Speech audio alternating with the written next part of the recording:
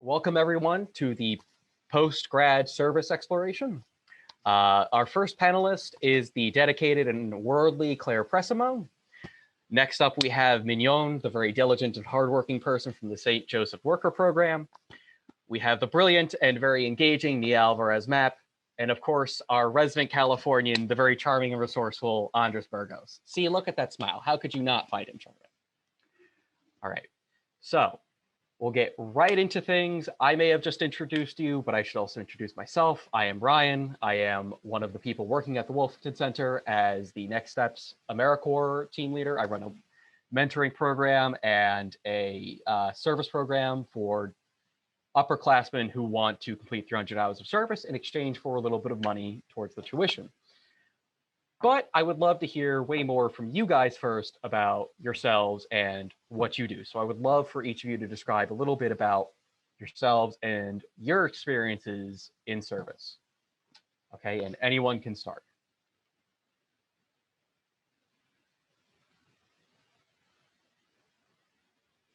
I'll go first because I'm the easiest one to go. Most of the people here already know who I am, and if you don't, I'm the Americorps Vista member here at Cabrini University. I focus on the Latinx mentoring group and Gear Up. Both of them focus on educational equality. Same with Ryan. I work for a stipend and some, a little boost on getting rid of some of that college debt out of my way. And I think Americorps is a really good program. It's a good way to get your foot in the door when you try to go for even higher career professionally.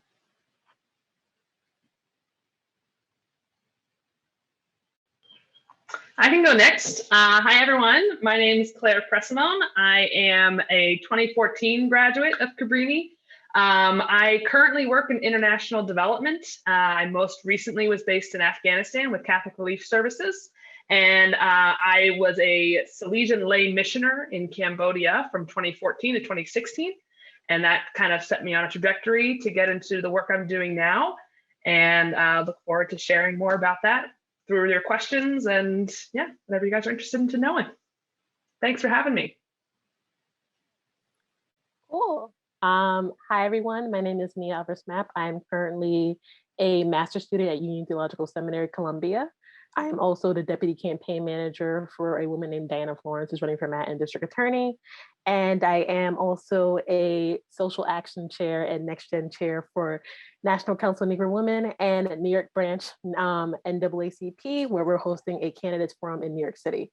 But you're here to hear about my post-grad service. So I was working for the Catholic Campaign of Human Development under their grant auditing in the Archdiocese of Philadelphia, where I spent a whole year basically helping local grassroots get funding, as well as making sure that their funding is going to the right places.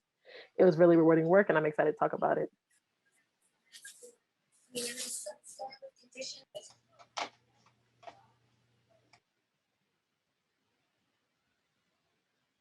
Go ahead, Mignon.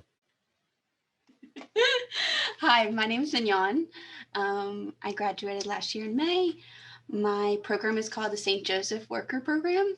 I'm stationed in New York, Queens, New York, and I work at Our Children, HOUR, which works with formerly incarcerated women, and is focused on the hour of incarceration, the hour of separation from their children, the hour of reuniting with their kids.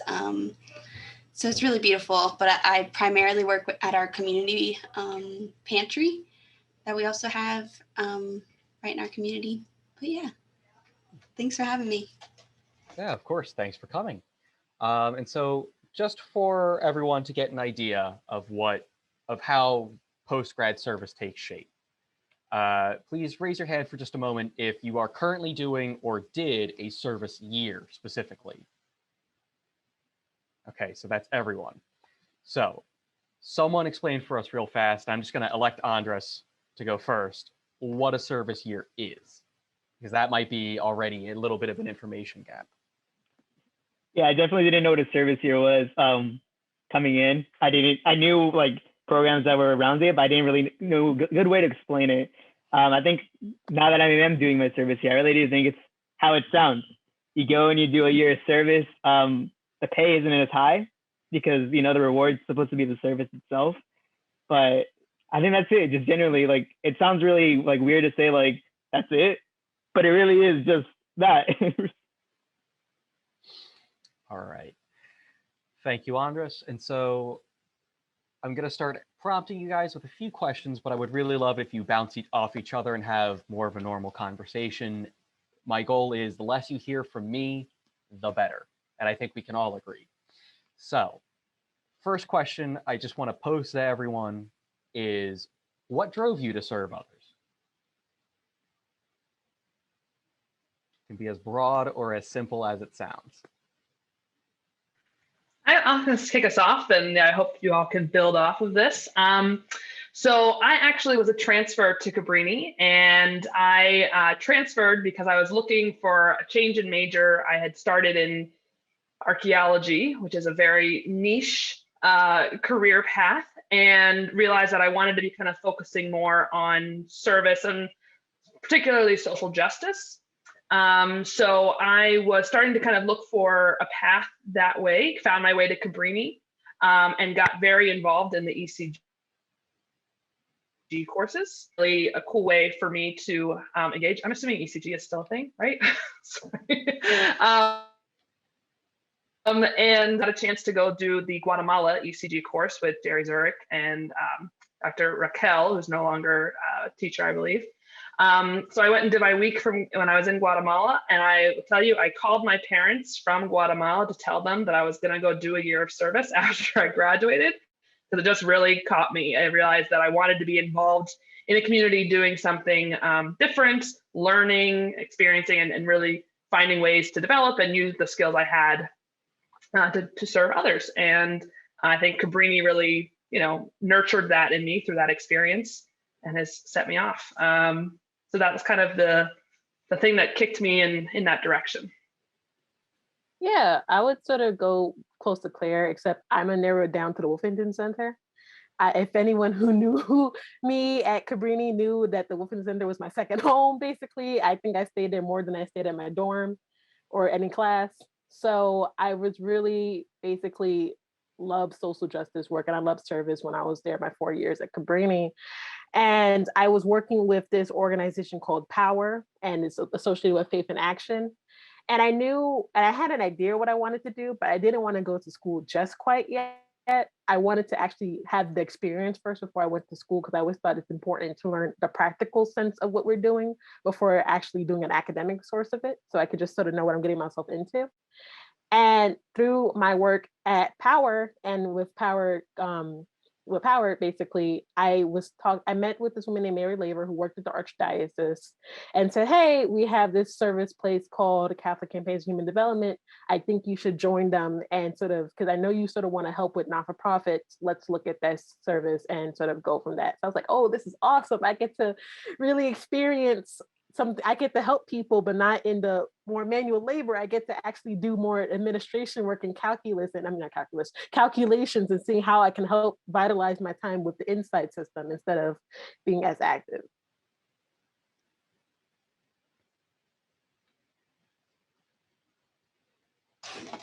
I sort of knew I wanted to do a year service in high school. My mentor, our campus minister, she did one. And I really just grew learning from her. And we also had someone come and do a year service at our high school. And that was really impactful, getting to know them. And I think it started when Cabrini University and Cabrini High School joined together, and they took a trip to Nicaragua. And I went there, and I just had this feeling that it wasn't enough. I wanted to actually be in the community way longer than a week and be invested and learn more and learn how I can be a part of that community. So yeah. For me, I've always been interested in a year of service growing up. Being an immigrant in a really big city like LA, I was always on the receiving end of a nonprofit. So growing up, that's just what kind of knew. I always thought professionals, it was with the nonprofit. So I always knew that's what I wanted to do when I grew up, because for me, that was one of my only options. Originally, I know most of you that know me are going to say, oh my God, this guy's going off again about Peace Corps. I was supposed to do the Peace Corps. COVID stopped that. So I decided I still wanted to go do a year of service somewhere. So I did Americorps instead. It's definitely a really good gateway into the nonprofit organization. I wanted to build off of something Nia said, where that just talking about, I know what point I want to make, but I forgot what you said exactly, Nia. But it was, and then kind of tying into Andres's definition of a year of service, and that, Nia said it was didn't know what you wanted to do for school, right? And I had a similar reaction where I was like, I'm not really sure what degree. And so I think in the definition of what a year of service is, think of it as like just a way to continue to kind of build your skills and get more experience. It's not, I think a lot of people think of it as, oh, well, I'm not doing grad school, I'm not getting a job, I guess I'll do a year of service. I think they should be equally represented. And I think all of us would explain that our year of service got us and will get us into, something we'll do in the future. So it's like a really just a nice alternative when you're not exactly sure, but it's gives you lots of different things to consider. And to really go back to what you're saying, Claire, and also Andre, because I also wanted to do the Peace Corps. I was thinking along the lines of, for me, I always knew I was going to go to grad school. Like that was just a given. I just wanted to be extremely sure of what grad school I wanted to go to, because I would pity of me if I decided to go to a certain grad school that sounded nice on paper, but then in actuality, I would have been miserable. And it had nothing to do with the job that I wanted. I think university is a place where you can explore as much as you can. Grad schools are more on the lines of focusing. And I just didn't want to waste my family's time and my time and my school's time for me to be not committed to a school that I had no interest in within the first semester. And year of service was also an opportunity where I can also make a difference, but also really discover myself at the same time without causing the least amount of harm to everyone around me.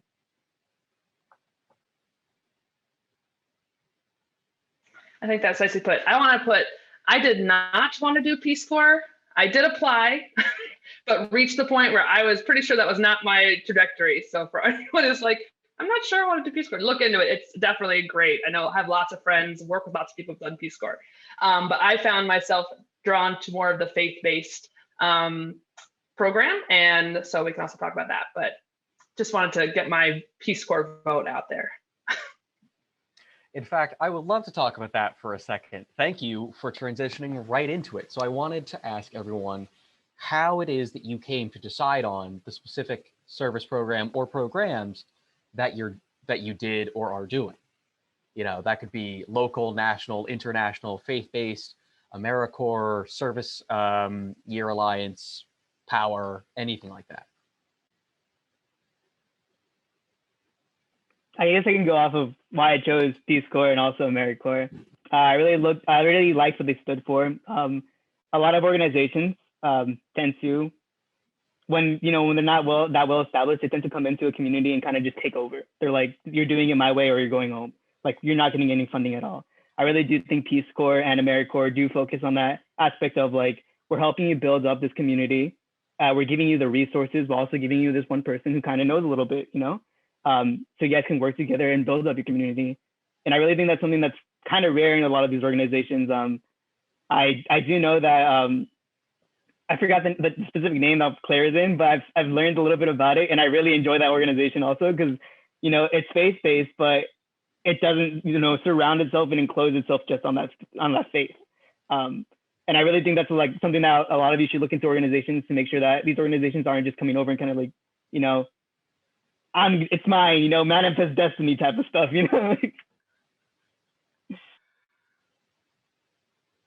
And that's exactly why I wanted to join Catholic Campaign for Human Development, because I very much aware. I mean, personally for me and my family's background, we're from the country of Honduras, and there's a lot of missionary work there. And and first, let me just say this: there's nothing wrong with missionary work, but there is a level of harm that does come to it within the people there.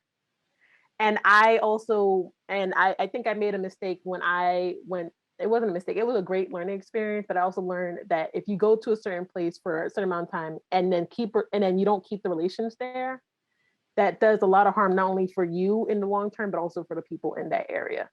And why I really wanted to get very admin and administration work, because one, administration year of service is not done as often. It's not romanticized or fantasized, but most times of year of service, I realized I saw was usually in office. But I also wanted to help orgs that were already there doing the work, who are going to be there for years, and just help them get funds and money through ethical practices. I think that was a very rewarding feeling, to be able to find ways for orgs, grassroots orgs like urban farming and re-incarceration areas, re-entry areas to prevent re-incarceration, those places to get actual funding, and then us to not invade their spaces and make them grow organically, with just giving them access as much as you could. And I think that's a very important thing to talk about, especially if you're going to year of service, to know what your harm is going to come to you working in those spaces. So Nia, walk us through your research process a little bit, for how you picked Power and how you learned about them and the kind of work that they do and how ethically they do it. So, like I say, again, I was living in the Wolf, sort of slumming it down there. And okay, so Ray's gonna kill me, but when I first joined Cabrini, I was very active before going to Cabrini. Before I even came here, I was in Rwanda for the summer to teach children in the Gasimba orphanage poetry. I was a part of the Black Lives Matter movement. I was doing a lot of work. One of my plaques right there is the Nia Alvarez-Mapp Award for Community Service. I sound like a Girl Scout. I am a Girl Scout. I'm not trying to float my butt. I'm not trying to brag, but it's just like, I was really wanted to do service. And that's actually why I came to Cabrini, because I knew Cabrini was a social justice place to do community, do faith through action. And I went to the Wolfington Center and I asked this tall man with a beard, and said, hey, do you know any soup kitchens? I used to do a lot of work for Meals on Wheels and soup kitchens. Do you know any? I don't drive, but I can do something there and maybe take a bus or two times. He's like, let me get back to you. Took him a whole year to get back to me. And then, we had a big interaction about interfaith. I really got into interfaith work around the time when me and the Wolfington Center really connected, especially Ray. And he's like, well, there's this group called Power. It's Philadelphians to Organize, Witness, Empower, Rebuild. And they're doing something for the college divisions. And I was like, you know what? I love interfaith. I'm really passionate about education. I'm passionate about criminal justice and food insecurity. Let's do something with that. And so I worked for Power for 3 years, my 3 years of college. And again, one shout out to Mary Laver. Mary Laver worked really closely to the Archdiocese of Philadelphia, and they have this group called Catholic Campaign for Human Development, which is a part of the larger group of the United States Conference of Bishops, where what they do is they find local grassroots organizations within the areas that they're in. An example, Power is one of the benefits of those grants, and give them money to help grow organically to develop more of their org. So it's sort of, for me, everything sort of came naturally. As I say, the faith life sort of chose me. I didn't choose it. And I also had a lot of great vouchers, personal vouchers, who let me know. And of course, I did my own research. I was a stalker a little bit, but I felt very comfortable from the people who I trusted, as well as the research that I did, to know that it wasn't going to cause harm within the communities or within my own personal ethics to go into these places and work. And Mignon, I just wanted to touch on you for a second, because you mentioned, as a couple other people did here, that you did a little bit of stuff abroad, and now you're currently doing something domestic in New York. So I just wanted to ask how you narrowed down between international versus national. Yeah, absolutely. I went to a lot of the year service fairs. Like at Villanova, they have it. At Cabrini, we've had it. And graduate school fairs, too. And at first, when I was going, I was like only looking at abroad year services. And then the last one I went to, I was sort of just more open-minded to any more experiences. And I knew I wanted what the core values are in each program. So I sort of just narrowed down to that. I knew I wanted to be intentional community. I knew I wanted it to be about justice. And I fell in love with my program, the St. Joseph Worker Program, because their mission is about love thy neighbor without distinction. And it was also faith-based, which I was searching after. So yeah, and it was also, I just connected with the people. I talked to the people at the fair.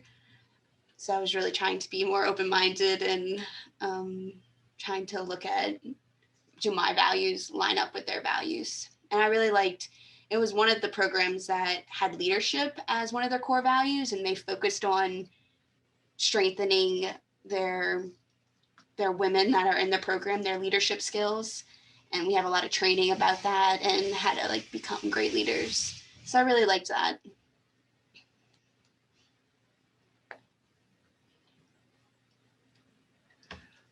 All right, so since we touched on leadership, I wanted to get into that a little bit. So first things first, did you feel like your service here has or is currently developing you into a better leader? And if so, how? I'm going to go with Andres first because I can pick on him. He's only 15 feet away from me. For leadership skills, I think, I don't know if it's for you guys as well, but I always feel like when it comes to nonprofits, even like when I was interning, like back in California, it was definitely always working with like another organization, and you were kind of like, you know, partners, but definitely the other organization had like a little bit more power. So definitely when it comes to leadership skills, like right now, whenever like the other org tells me like, hey, we're doing this now instead, it's like, wow, you literally told me like 5 minutes before. Now I got to get all my volunteers to go along with it. They get a little bit mad, like, why are you changing the last second? I'm like, I didn't change it last second, they did. So really like kind of being adaptable. I think that's what really, I guess, honed my leadership skills and being adaptable and trying to like, you know, get people to follow you along and like really when everything's just changing so quickly. And I think I enjoyed that I got to learn that here, like in the US, like with a smaller program before I go out into the world. I can add, I think being a good leader requires a lot of humility. And I gotta tell you, I was humbled and made to understand humility at a really deep sense in my service years. Because you're in a new place, you're in a new situation, you're learning everything, and you have to be willing to listen to everyone else around you and realize you're always gonna be the last person to know what's happening or why we're doing it, right? So what I think about I think to Andres, like the adaptability piece and just being willing to say, yeah, okay, you tell me what you need me to do and I'll do it, and so I think developing that skill and being able to say, realize that you are not always going to be the one who knows everything helps you to be more prepared for when you're in a situation like Andres' example, where maybe they're telling you to do something and you just have to like, okay, let's do it, and be ready to jump. So definitely lots of skills. I think, if say I did international, so like language barrier, culture barrier, which culture very much also in language, domestic possibilities as well. And, weather, I was in a hot place all the time. Like there's so many things that you just have to like be willing to accept that it's going to be new and different, and you just have to kind of embrace it and go forward. So definitely that humility piece helps a lot. I definitely connect with what Andres was saying about being able to like be flexible. I've definitely learned that through my year of service, like just being able to go with it. Like my first 3 months, I was working primarily with our school program that we have for our women that come to our children. We have schools, like a playground that they do that's usually just after school, but because of COVID, it became full day school. So I was working with that, and that wasn't what I imagined I was going to do when I got here. So yeah, and even at the pantry, being adaptable is so huge. Every day I feel like something's different comes up. So I've definitely learned how important it is, and especially with working with different people. Queens is like one of the most diverse places in the US. So language barrier is a huge thing at our pantry. So like having the patience to understand and to talk with and figure out what is needed.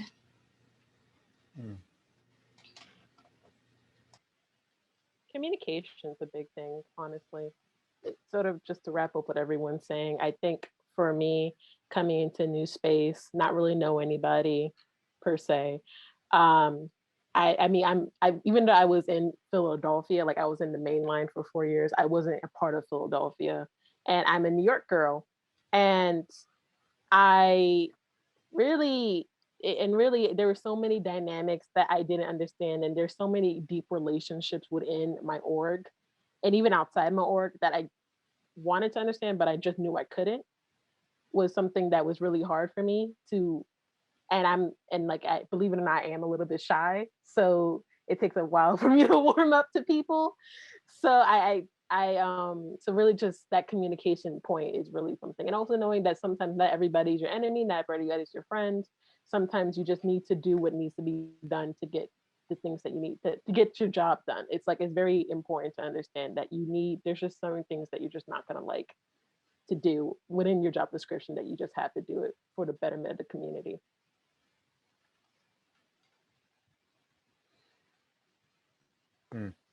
You're speaking my language. I was a comms major in college, so I'm all about that. But excuse me. While we're on the topic, I just wanted to hit on real fast what skills and traits you think someone trying to complete a service year successfully should have. Let's go in reverse order: Nia, Mignon, and Claire, unless some pressing thoughts come up in between. Repeat the question again. Yeah. What skills or traits do you think that someone trying to complete a service year successfully definitely must have? Patience.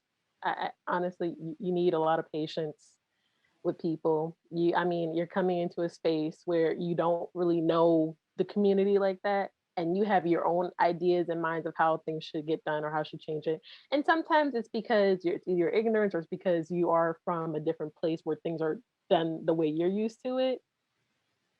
So it takes a lot of understanding and patience to just know that in order for a community to work, it has to be that intermingle. And it's sometimes you have to be the more one, sort of like Claire said, humble, to really just go into that space and just have a better understanding, and that takes patience.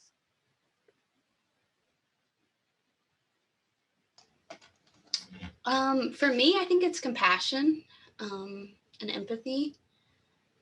But I definitely think that's something that you can grow and learn in your year of service. But I think it's just really helpful when you come in that you have this open mind to love in a different way than you have before.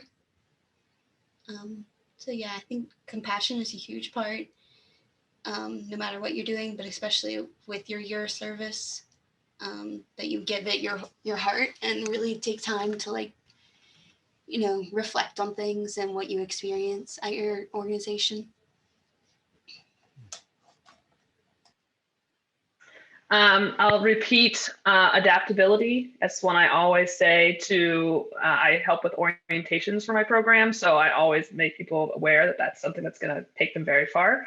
And openness, just a willingness to realize that things are going to be different, and you need to be okay with that and just accept how it comes. So yeah, adaptability and openness.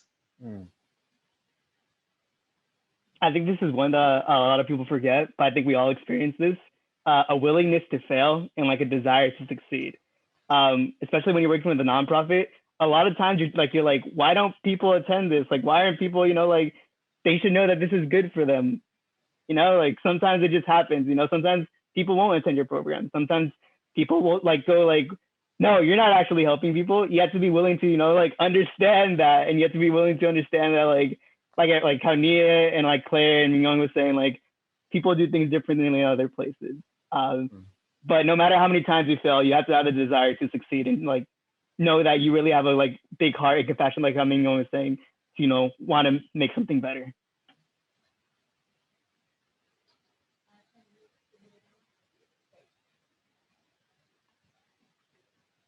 Sorry, I was just gonna let you guys have a little crosstalk if you want, because I did enforce an order there.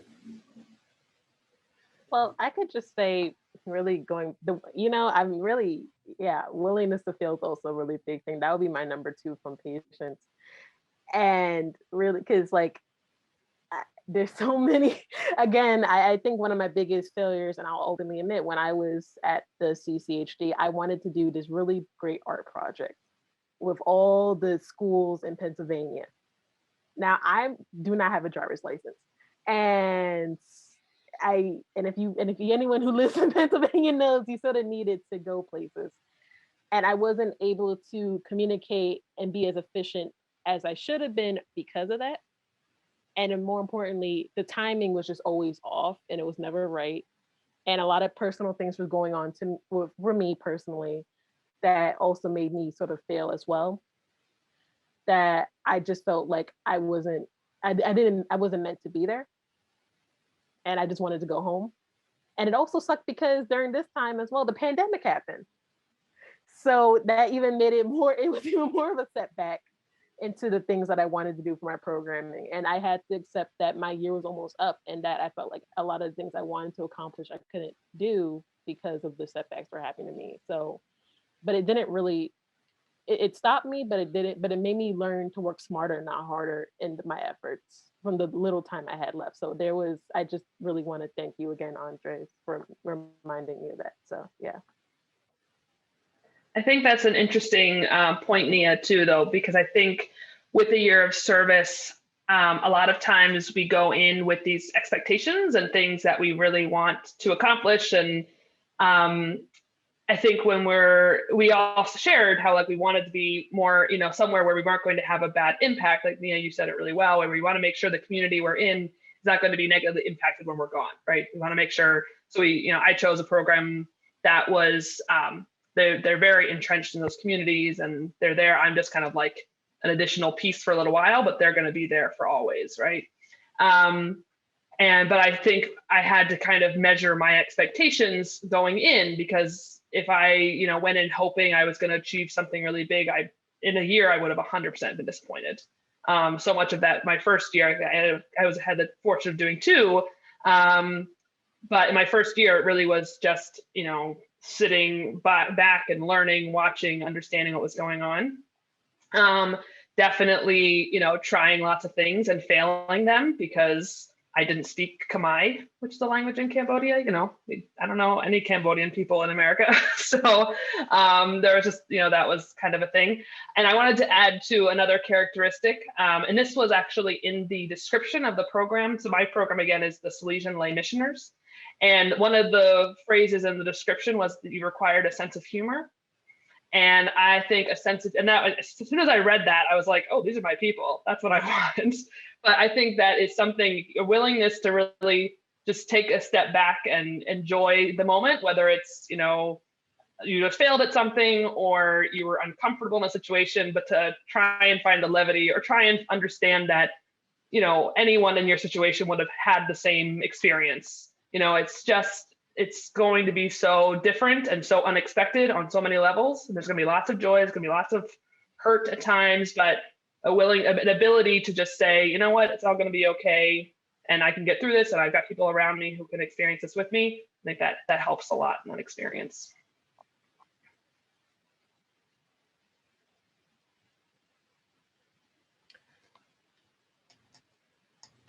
Yeah, I really connect with what you're saying about expectations, Claire. I think that's so huge, like being able to adjust your expectations and understand that like they need to be open and being able to change and be flexible. I came in with I knew a lot of people that did a year service, mentors and friends.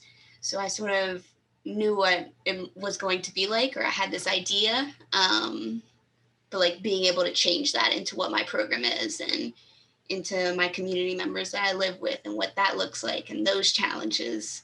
So like, I think that's a huge skill and but that's something you can also learn, but just being able to change your expectations and be open to what can happen.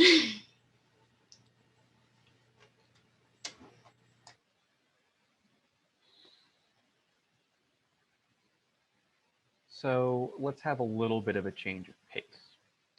I wanted to ask you all how being part of a team impacted your service. Because I think that's an aspect that a lot of people don't realize is how much you rely on other people. I think I can talk a little bit about it and start the conversation. I do think a lot of people do, like we were talking about before, like expectations. I do think it's very common for people to come to like a year of service and thinking like, they're like, you know, I'm gonna do all this by myself. Like I'm the goodest, like goodest person in the world. Like I'm the whole, like that's about like mentality coming in. But once you start doing it and you do start seeing those failures, you do start seeing like, man, it's kind of overwhelming. Like man, like that person over there needs help, that person over there needs help. You need to understand that, yeah, nonprofit is an organization. Organization means it's a team. You definitely need all these different components to make this work. There isn't one single person in all of history that went by himself and corrected all of the mistakes in the world. That doesn't happen. It's definitely a team. Like you need a team. You can't do this by yourself. When I think of team, I think of community. And that's like a huge pillar, especially in faith-based organizations. A lot of them will have the word build community or community as like one of their pillars or their main things. And when I was looking for programs, that was what I felt drawn to most, is that would I be able to make a community with the people I would be working with? Would I feel comfortable? Because for me, relationships and having people around me who I can rely on, that's critical if I'm going to survive, especially across an ocean in a country I don't understand, you know, whatever. So like I said, the Salesians, what I read that description said the humor, I was like, these are my people. The Salesians are definitely my people. So I knew I could build community with them. But then also just learning more about their approach. You know, we work with kids and especially in poor communities.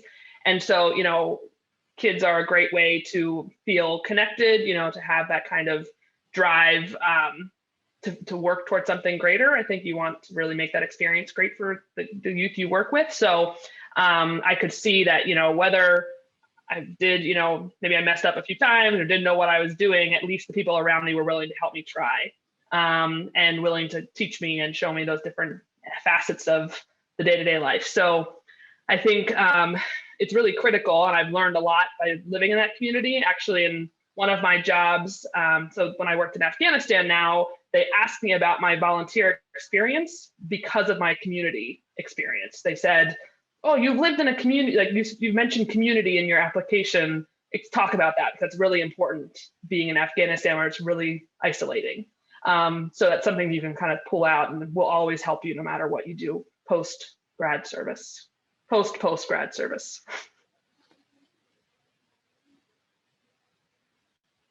For me, it's a little bit different. It still includes team-oriented, but I was the only young person per se in my group. If you may or may not know, the Archdiocese of Philadelphia, it's a lot of seasoned people. God bless their souls.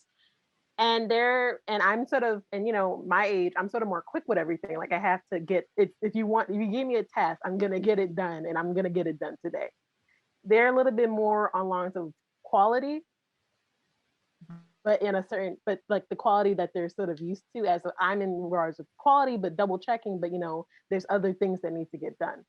And it got even more sort of interesting when the pandemic happened and we all learned how to use, and a lot of them learned how to use Zoom for the first time. And I think it was during our auditing season too, where we all had to be in meetings and to look at reports and look at presentations, and some people didn't know how to share a screen. So that needing of relying on folks is a very interesting part of teamwork that I think a lot of people don't really consider. Like it's important to like work with people, but also knowing that you did your part, but you have to rely on someone else to do theirs at a certain time. And that takes a lot of strength from you to just not want to just be frustrated with them. You have to understand that everyone comes at their own pace. And I think that the teamwork is like knowing everyone's pace in the making to get what needs to get done.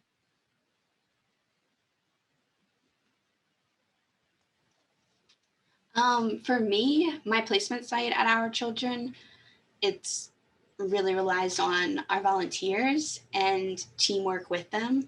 And we have like 4 staff, and we really rely on each other and bounce things off. And it's really oriented around teamwork. And I think it's a huge blessing. And I've learned from that like, that's something I want for my future. down the line when I have a job, that I want to work in a team, that I want someone to collaborate with and work with and, you know, figure out what is best for the organization together. But yeah, and it's really beautiful when you get to work in teamwork, because I feel like I've gotten so many mentors or so many people that want to see me grow or want to see me be able to do what they do. I feel like when it is a teamwork oriented place, no one's like, I'm above you, or there's this type of, I don't know, differences. It's, I want to see you grow and be the best that you can, which I think is really helpful.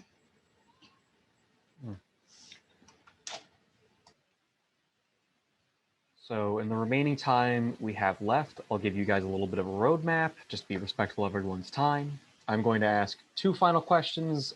We're going to shift back into the slightly more practical, logistical aspects of it. And then hopefully with the last minute or two, we'll even let people in the audience ask a couple questions that we might have missed. Okay. So first question is the applications that you put out. How many did you put out? What was the interview process like? Was it stressful? Was it difficult, etc.?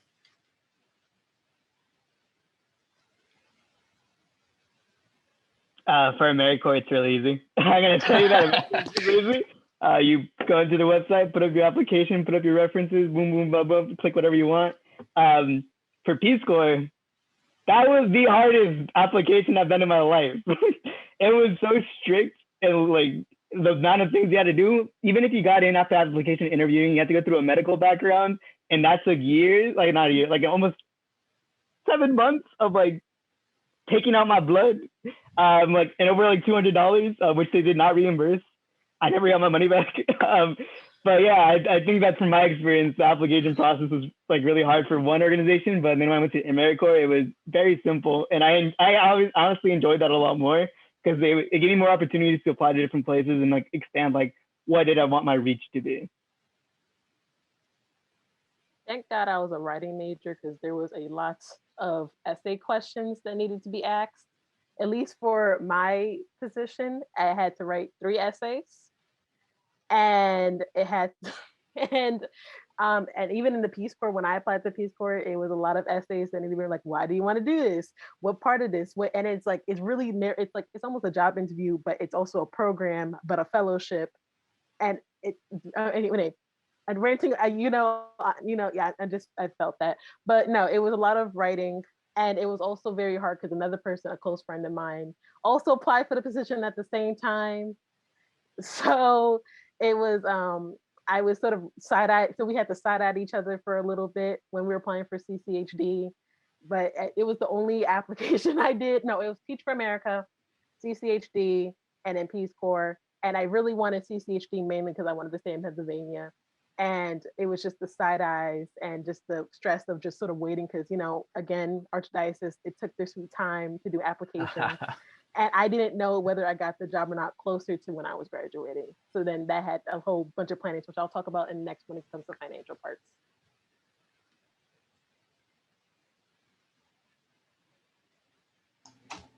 Yeah, the application isn't something super quick. It takes some time.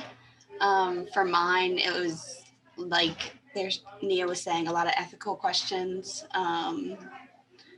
But now that I'm in it, I understand why it's so lengthy, because you have to be intentional. Like, I'm glad they asked me all those questions, so I was aware of what intentional living is, what is, like, how do my values match up to this, and like, are we on the same understanding of what your program could be. But yeah, I applied to the St. Joseph Worker Program, and within that program, there's like 5 different cities that they have placement sites in, and then I applied to all those. And I feel like the interviews were super key for me, and that's where I like connected with people, and like that's how I picked New York. But yeah, I definitely would suggest not applying to every single one, or, you know, like really narrowing it down, because I had folders for like 6 different year services, and then I like was like, okay, we gotta break it down some. But yeah, it will take some time, but it's definitely rewarding. And I also learned a lot about myself filling out those applications and in the interview, which was super beneficial. And it helped me like talk myself up and figure out what my gifts and talents are, which I feel like every job or anything, you're going to have to know those things. I don't think I have too much to add in terms of like what was expected, other than the program I ended up doing. You had an application, and then you had a phone interview, and then you had to go to a discernment weekend, which was like a 2-day thing in New York, and it was just a chance to learn more about the program. And then after that, if you decided to go, then you had a 3-week orientation. So looking into the program, I think it's nice to take note of those things too, just, like what are the steps going to be along that application process, to make sure it works kind of for your schedule, if you're taking summer classes or like doing things leading up to it, just to kind of be aware. But definitely lots of self-reflection, lots of digging to see why you're doing this in the first place. So it's a good process. Also to show how long these applications can be, like the interview process. I remember my resume for the Peace Corps was like almost 5 pages long. Resumes are only supposed to be 1 page, but Peace Corps is like, no, we want every single little detail. So yeah, just giving you guys a heads up. If you do want to do a year service, be prepared to write a lot. I think also it can be surprising that once you move past the application stage, how quickly it can happen sometimes. I was laughing with Ray just the other day that I basically put my application in, waited a while for the year of service here at Cabrini, and then by the end of the interview with him, he was extending an offer 2 hours later. So you would always be shocked to see what you wind up falling into, I think, between all the applications you put out. Because you might think you're great and amazing for one thing, and then they reject you. And then one of the ones that you weren't sure about, you learned a little bit more, the interviewer liked you, and then all of a sudden, you know what? That's what you're doing. And you learn a lot from that. And so our final question before I throw it to our audience, because I am sure Ray is burning inside, dying to ask something, is another practical matter. Finances, as Nia touched on just real fast, and Andres mentioned at the very, very, very beginning, because you do not usually get paid a lot, if at all, during service years. How did you handle finances, student loans, and all that during your year of service? It can also include things like housing and stuff like that. Explain that to us a little bit. So I would like to go first because my program was not Americorps. So I had to figure out how to pay my student loans and also do this year of service and also move to an area I did not have any idea about. And I really want to thank my mom and my dad for supporting me through this entire process, because that was a trip in itself. And also, so I'll sort of go like this. I applied, I believe in March, didn't find out until May. And during that week, the week before I graduated, my father passed away. So and then at that time, I also had to basically go to DC to go to our weekend orientation. So I had to figure out my dad's funeral, my graduation, and how am I getting myself to DC.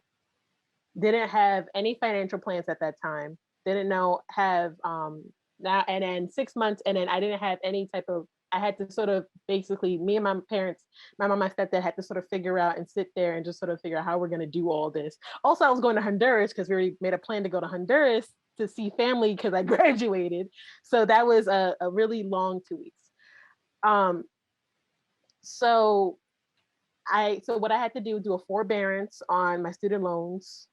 I had to also house hunt a room for rent, which costs, they didn't really pay that well. It was mainly, if you were doing, it would have been better if I was doing a grad program, but again, I didn't want to do grad.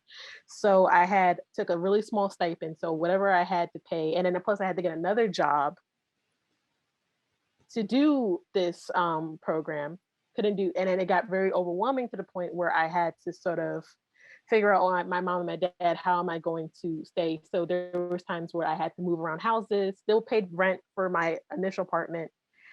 And it sounds better. It's actually going to get better. Trust me. I know this sounds very, very depressing, but it's a really reality. Like I really encourage anyone who's not doing an Americorps or Peace Corps to really do better financial planning than I did. Because if you do not, you're going to get, and if you're not like from a really family's not privileged enough, you're going to be really stuck in a situation that is going to be uncomfortable, and you don't want to quit the program.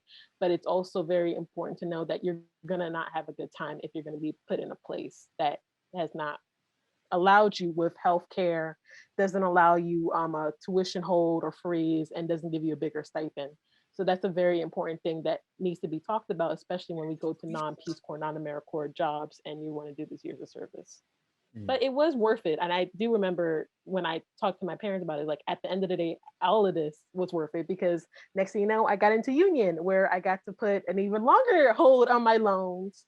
And then I got a really great scholarship because of my work, because of that. So it was a double-edged sort of beginning, but in the longer term, it got better. I really wanted to be more happier about it, but being realistic, I would say financial planning is one of the most key aspects that no one really talks about. And I really recommend, if you do vocation, really know how much you're willing to sacrifice to be able to do it. As with many things, sometimes the learning comes through pain. Claire, you looked so excited to say something earlier. Oh, no, well, I mean, I agree with, Nia's sharing is really important. I will say I'm not an Americorps or Peace Corps group, and I did have financial support. So I think it's a matter of figuring out what programs to provide. If you're looking at faith-based, Catholic Volunteer Network has a really good search feature, and it allows you to select, like, if you need loans to be deferred, if you need a stipend, if you need housing, if you need insurance, those things, you can like narrow it down to the programs that offer those. So in my program, I was given insurance. I had a $50 a month stipend. It was nothing, but I had something. And they paid for my flight to and from my site. I was able, to submit a letter through them that would allow my loans to be deferred. And since I didn't have any other, expenses, so I sold my car. I just made sure I didn't have any other expenses before I went. So I think that's something really good point Nia made, that you should be really conscious of those things. And if it's something you really want to do, try and find that thing that allows you to do it with as little pain as possible. Though I'm really glad, Nia, it helped you to find what you want to do. But I think the other piece I just wanted to say too, there's a lot of programs that require fundraising to do so. You have to kind of pay your own way by raising money through friends or family or other events. And that was something I did not feel drawn to. I kind of wanted to just be able to focus on my service. So I found a program that did not require that. So that's something else to consider when you're thinking about that financial piece. Yeah, I would definitely recommend utilizing what Claire said about the Catholic Volunteer Network website. That's exactly what I did. I marked what I wanted and what I needed to be able to do the year service and do it in a way that will sustain me financially. So that was really helpful because it narrowed it down and made it seem less overwhelming. But yeah, it's definitely a reality. Like, I've cooked more than I've ever cooked in my life. And we've really learned about sustainability and learning how to not waste our food and be in community with others in a way that we haven't before financially when you are in a small stipend.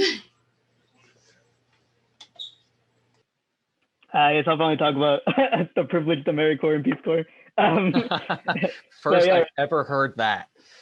So Americorps, yeah, obviously pays below the minimum wage. But recently they just passed a bill that they're gonna start paying us more, hopefully this year, but definitely for the next people that get on. So yeah, when I was doing Americorps, obviously Peace Corps gives housing because you're in a different country, but for Americorps, a lot of positions don't. I went specifically searching for positions that give you housing or offer you extra money towards housing. Cabrini was amazing because they give me housing and food. So I live a super frugal life. I always have. I've always been, kind of below the poverty line, especially living in California. But So I really had to change a lot of that stuff. I had a good savings from college. I always like saving money because I always knew like someday I'm going to be going off to a different country and I'll have a lot of money. So I already had that in mind. Also just, you know, kind of planning things, budgeting, like how Nia said. I really rely on my main mode of transportation is my running shoes. I go running everywhere. I'll bet you most people at Cabrini know me as a random dude walking on the street, going to like, you know, the main line to buy some food and walking back. So it's definitely just a change of, you know, a pace on like what you waste your money on. Like, don't, you know, go eating out every single day, obviously, like, you know, like the basic stuff, like how people say all the time, but it really is puts you like a little bit more of a pressure when it's not in a Americorps or Peace Corps position. I think the common thread through all our programs will probably also be that sense of simplicity. I think that's something we're all encouraged to and have to aspire to because of the situation. And definitely it's very rewarding, but simplicity is key. It's also really easy if you live like me and just likes the simple things. If you enjoy the simple things, the year of service is for you. I mean, if you want to learn about humility, join the year of service. I know, but I would say I don't mean to bash Americorps or Peace Corps, but I do get a little bit jealous when it comes to the housing and the healthcare a little bit. I mean, come on, guys. You guys have certain benefits that us freelance volunteers do not. Regardless, another common thread probably being you really have to, you know, live, as Claire said, as simply as possible. And, you know, no one's making bank doing this. The idea is you do it for a while, not necessarily your entire life. Although if you do, that is amazing and more power to you. So now I would like to turn it over to our audience with the remaining time that we have left.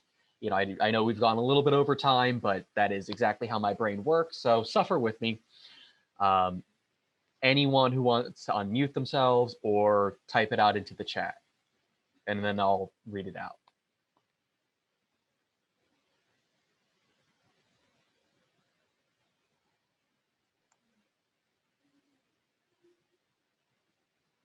I'm waiting. I'm going to talk. I have been dying to say so. I just want to say hi to everybody because I missed saying hi at the very beginning. So it's so good to see everybody. Yeah, I love the shirt. Claire, I'm so glad you're in the country for a while. I don't know how long that's going to last, but Mignon, so good to see you. And then these other two guys, like I see all the time, and everybody else.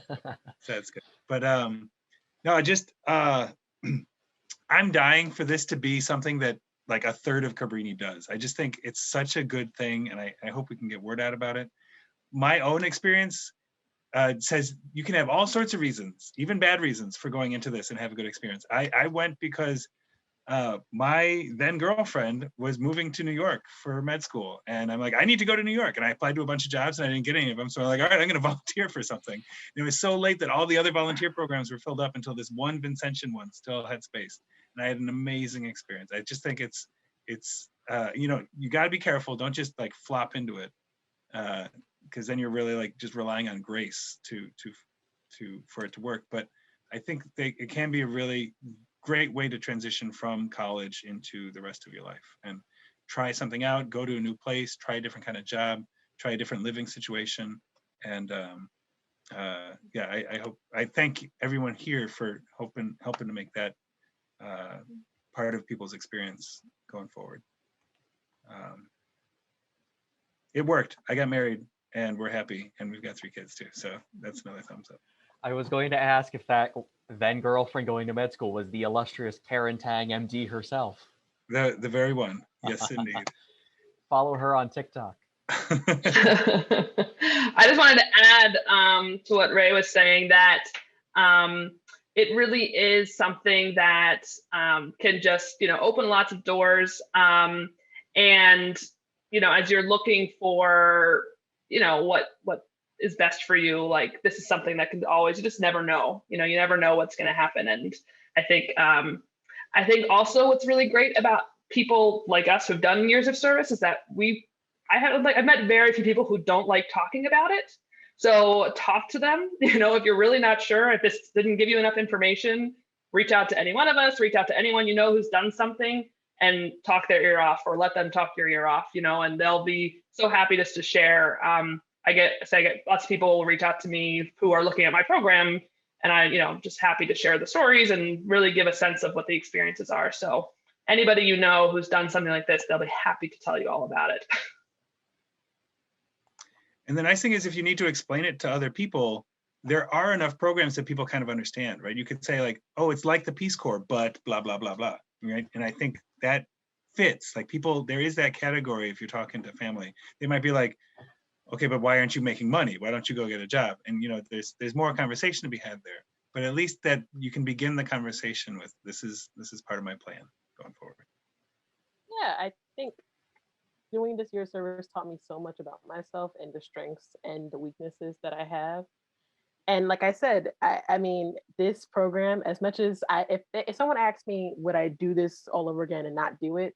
I would have said no, because I learned it really was one of the best and the worst times of my life that taught me my core strengths. And again, that value sort of made me realize the things that I wanted to do now. And I'm really proud of the things that I did and I accomplished. And I'm really proud of the people I met, the people who led me there, and the school that I'm going to that even emphasized why I went there in the first place. So I'm really grateful for this year of service. Yeah, absolutely. For me, it's been such a year of growth. I'm so blessed. I feel like I've learned so much about myself. I feel like before I was a little lost of like, I'm so interested in everything social justice and like, I want to be here and there and felt a little overwhelmed with just the world and wanting to help everything. So this year gave me the chance to, dive a little deeper about, what stirs my heart up when I'm doing this? Does this make me, I don't know, even more excited to do this even more? And I've learned so many different things. I've learned a lot about conflict resolution and communication and how to deal with conflict when it's with people that you're trying to help and really want to connect with and have a long-term relationship with. So yeah. One last chance for our audience, just in case someone else has anything. Going once, going twice. All right, I won't make this any more painful. Everlyn, thank you so much. I just wanted to say thank you so much for sharing your experiences and also the stories towards how you served other people. So, Clare, we haven't met, but it's nice seeing you today. Mignon and Nia, thank you so much for sharing your experiences. Thank you.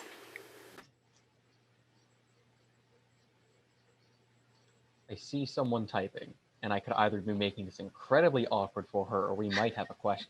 Thank you all. She says, thank you all. All right. So in that case, I'll top us off with one last question. Okay. Super quick. It'll be our ending note. And before I ask it, I just want to say, if anyone noticed me looking down a lot, it's because I was writing notes, because you're all getting a personalized thank you note after this is over, except for Andres, who is 15 feet away from me, who I can just say it in person. The last question is very simply, what is one bit of advice that you would give anyone looking to do a service year?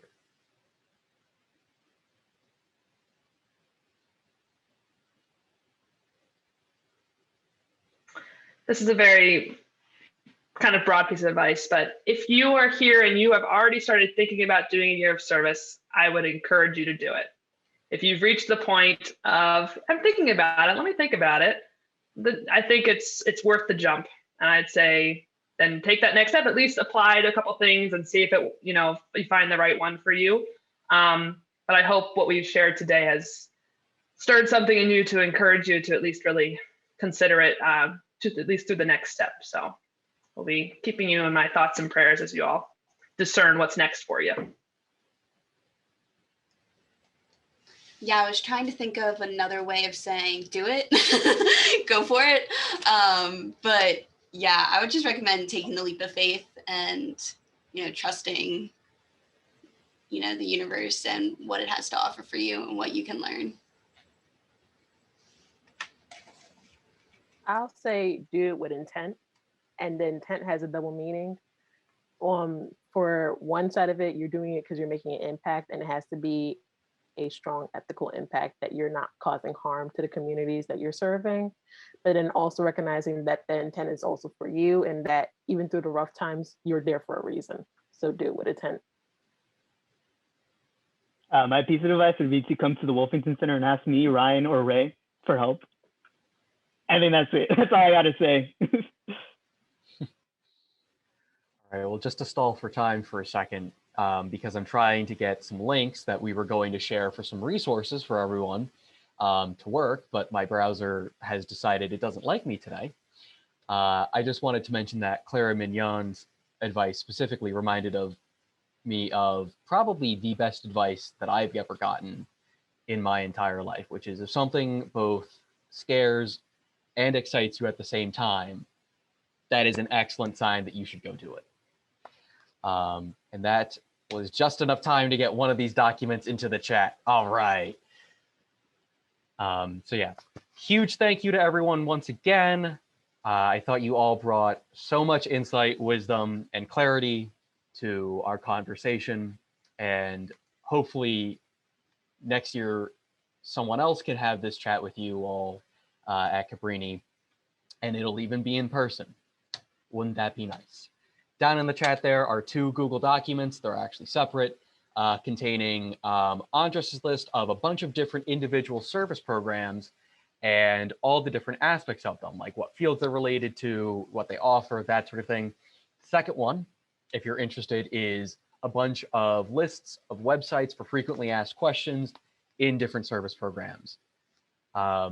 And I believe we'll eventually offer a bunch of those links on, say, like the Wolfington website, including this recording, so that, you know, this information travels.